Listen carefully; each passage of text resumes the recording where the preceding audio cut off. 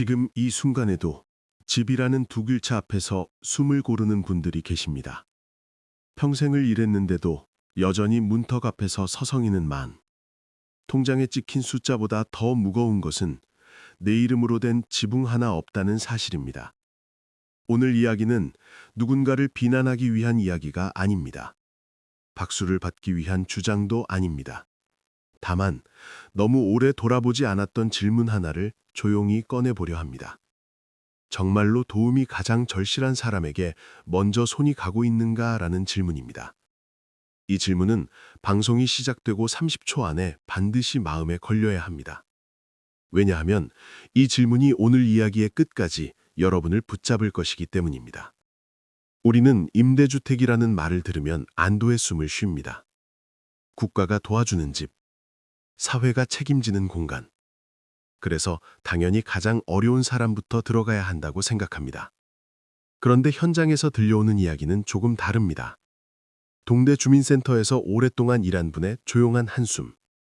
신청 서류를 접수하면서도 마음이 무겁다는 말. 왜냐하면 정말 절박한 분들은 서류 앞에서 이미 포기해버리기 때문입니다. 여기에서 첫 번째 작은 걸림돌이 등장합니다. 임대주택은 가난하면 들어가는 곳이라는 인식입니다. 이 인식은 신청서를 쓰는 손을 떨리게 만듭니다.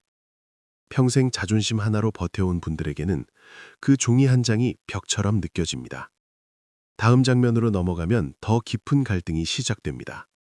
조건을 충족하는 사람과 실제로 힘든 사람 사이의 간극입니다. 서류상으로는 안정적인 수입이 없어야 합니다. 그러나 현실에서는 그 안정이란 말이 아주 얇은 종이장처럼 찢어질 수 있습니다. 겉으로는 멀쩡해 보이지만 아침마다 병원을 향하는 발걸음, 밤마다 계산기를 두드리는 손. 이분들은 숫자로 표현되지 않는 가난 속에 계십니다. 그런데 아이러니하게도 정보에 밝고 절차에 익숙한 분들이 먼저 문을 두드립니다. 제도를 잘 아는 분들, 서류를 준비할 여유가 있는 분들. 그분들이 잘못이라는 말이 아닙니다. 다만 이 장면에서 질문은 다시 돌아옵니다. 진짜 돈 없는 사람은 지금 어디에 있는가?입니다. 이쯤에서 이야기는 한 노인의 사례로 깊어집니다. 평생 일용직으로 살아온 분. 몸이 아파 일을 놓자마자 수입이 끊겼습니다. 자녀에게 손 벌리기 싫어 혼자 버텼습니다. 임대주택 이야기를 들었지만 자신은 자격이 없을 것이라 생각했습니다. 서류를 준비할 자신도 없었고 누구에게 물어볼 용기도 없었습니다. 그분은 결국 월세방을 전전하다 건강이 더 나빠졌습니다. 이 장면에서 많은 분들이 즉각적인 감정 반응을 보이십니다. 왜 이런 사람이 먼저 보호받지 못하는가라는 분노입니다. 이 분노는 다음 챕터로 자연스럽게 이어집니다. 제도의 취지와 현실의 거리입니다. 임대주택은 복지가 아닙니다. 시혜도 아닙니다. 사회가 최소한의 안전망을 유지하기 위한 약속입니다. 그런데 그 약속이 서류와 점수와 기준 속에서 사람보다 앞서 달리고 있습니다. 여기에서 결정적인 사건이 등장합니다. 같은 동네, 같은 평형. 비슷한 시기에 입주한 두 가구. 한 가구는 정보에 빠르고 준비가 되어 있었습니다. 다른 한 가구는 뒤늦게 제도를 알았습니다. 결과는 분명했습니다. 집은 먼저 준비한 사람에게 갔습니다. 절박함은 기준이 되지 못했습니다. 이 장면은 많은 중년 시청자분들의 가슴을 치게 만듭니다. 왜냐하면 이분들은 이미 삶에서 비슷한 장면을 수없이 보아왔기 때문입니다. 회사에서, 사회에서, 그리고 노후에서. 이제 이야기는 절정으로 향합니다. 임대주택은 누구를 위해 존재하는가라는 질문입니다. 정답은 단순합니다. 가장 약한 사람을 위해 존재해야 합니다. 그렇다면 해법은 무엇인가? 답은 거창하지 않습니다. 정보를 찾아오는 사람만 기다리지 말고 정보를 찾기 어려운 사람에게 먼저 다가가야 합니다. 서류를 잘 쓰는 사람이 아니라 서류 앞에서 멈추는 사람을 도와야 합니다. 점수로 판단하기 전에 삶을 한 번 더 들여다봐야 합니다. 이것은 예산의 문제가 아니라 관점의 문제입니다. 마지막 장면에서 다시 처음 질문으로 돌아옵니다.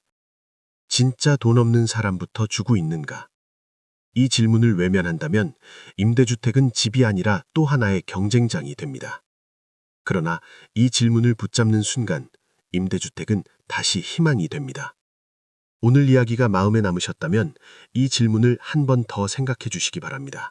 앞선 이야기에서 우리는 한 가지 질문 앞에 서 있었습니다. 진짜로 가장 어려운 사람에게 집이 먼저 가고 있는가라는 질문입니다. 이 질문은 여기서 끝나지 않습니다. 이제부터의 이야기는 더 깊고 더 현실적인 장면으로 이어집니다. 임대주택을 둘러싼 갈등은 숫자로 설명되지 않습니다. 사람의 얼굴로 나타납니다. 주민센터 의자에 앉아 고개를 숙인 사람. 서류 봉투를 품에 안고 몇 번이나 접었다 펴는 손.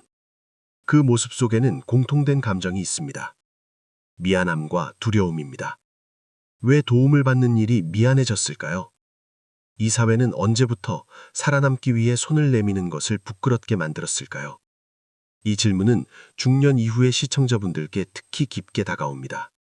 왜냐하면 평생 남에게 패 끼치지 않으려 애써온 세대이기 때문입니다.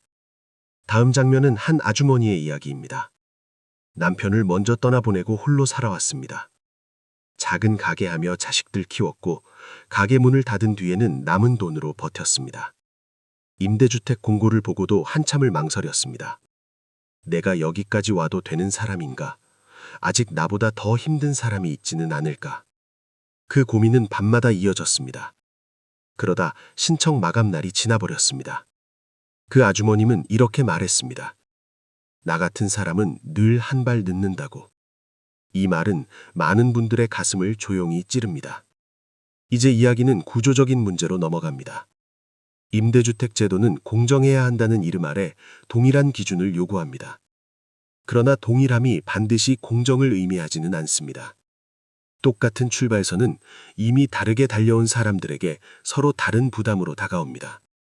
정보 압설성, 문서 이해력, 시간적 여유. 이 모든 것이 보이지 않는 자산입니다. 이 자산을 가진 사람은 제도를 통과합니다. 이 자산이 없는 사람은 문 앞에서 멈춥니다. 여기에서 갈등은 더욱 선명해집니다. 누군가는 제도를 활용하고 누군가는 제도 앞에서 좌절합니다. 그리고 이 갈등은 세대의 문제로도 이어집니다. 중년 이후의 세대는 배워서 해결하기보다 참아서 넘기는 법을 먼저 배웠습니다. 그래서 더 어렵습니다. 도움이 필요하다는 말을 꺼내는 것이 패배처럼 느껴지기 때문입니다. 이제 결정적인 사건이 등장합니다. 임대주택 입주자 발표날, 한 통의 전화. 당첨이라는 말과 함께 기쁨보다 먼저 드는 감정. 안도와 동시에 찾아오는 죄책감입니다. 나는 됐는데 저 사람은 어쩌나. 이 마음은 겪어본 사람만이 압니다. 그 한 통의 전화가 누군가에게는 삶의 전환점이 되고 누군가에게는 또 다른 좌절의 시작이 됩니다. 이쯤에서 우리는 임대주택을 바라보는 시선을 바꿔야 합니다. 이것은 혜택이 아니라 생존의 기반입니다. 지붕이 없으면 건강도 무너지고 관계도 무너지고 존엄도 무너집니다. 그래서 집은 선별의 대상이 아니라 보장의 대상이어야 합니다. 이제 이야기는 조금 다른 희망의 장면으로 이어집니다. 어느 지역에서 시작된 작은 변화.